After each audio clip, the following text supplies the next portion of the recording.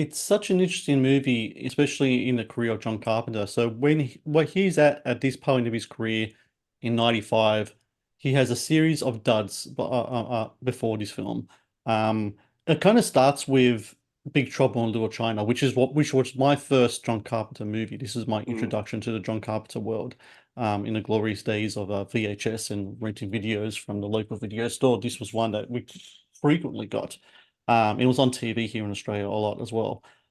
So you had that film that followed up Starman, which was like a kind of like a critical high for him.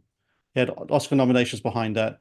Big Trouble comes out, doesn't do well. And then he has these two films, Prince of Darkness and They Live.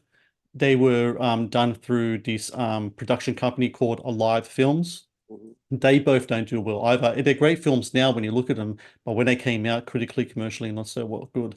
Then he gets into a contract dispute with Alive Films. When that happens, he misses out on a number of projects. Exorcist 3, he could have done that, couldn't do it. Hmm.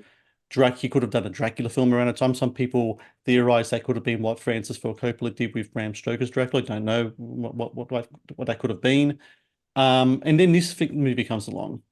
Members of Invisible Man, that was the Yeah, other I one mean, that as I say, didn't do Memoirs well of either. Invisible Man was a notoriously bad experience for him, and it Yeah. was also like kind of his not that he wasn't a household name or already, but like that was like a big Hollywood special effects movie.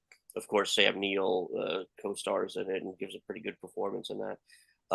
But yeah, he had a really bad experience doing that. But like the box office aside, when you look at from Assault on Precinct 13 basically Mm. to They Live, which is almost over 10 years of work, like there's not a dud in that bunch. He had as good of a run of a solid decade as any director in terms of just quality. Not all of them were box office hits, but like all of those movies are bangers. It's incredible, and I think it, Memoirs is like the first like real like dud.